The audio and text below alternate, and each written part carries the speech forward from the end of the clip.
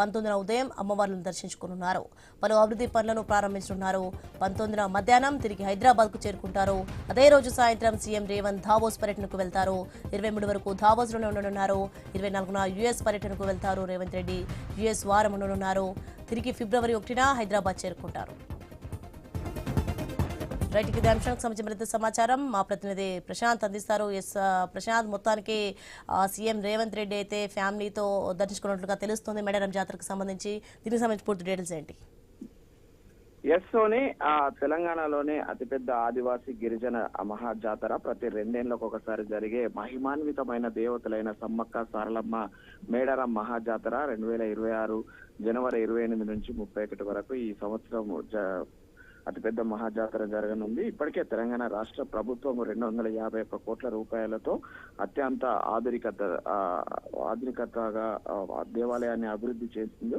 అయితే ఇప్పటికే సీఎం మేడారం జాతరకు వచ్చి అభివృద్ధి పనులను ప్రారంభించాడు. అదేవిధంగా ఈ నెల 18వ తేదీన కుటుంబ సమేతంగా వచ్చి అమ్మవార్లను దర్శించుకొని అదేవిధంగా ఆలయ అభివృద్ధి పనులకు సంబంధించి పూర్తయిన పనులను పరిశీలించి జాతికి అంకితం చేయనున్నాడు. ఇప్పటికే అభివృద్ధి పనులకు సంబంధించి ప్రతి వారం కూడా అటు జిల్లా ఇన్ఛార్జి మంత్రితో పాటు స్థానిక మంత్రి అయినటువంటి సీతక్క ఎప్పటికప్పుడు పర్యవేక్షణ చేస్తున్నారు. ప్రతి వారం కూడా అటు అధికారులతోటి అటు కాంట్రాక్టర్లతోటి అప్రమత్తం చేస్తున్న పరిస్థితి చూస్తున్నారు. అయితే పండుగ లోపు పనులు పూర్తయ్యే అవకాశం ఉంది.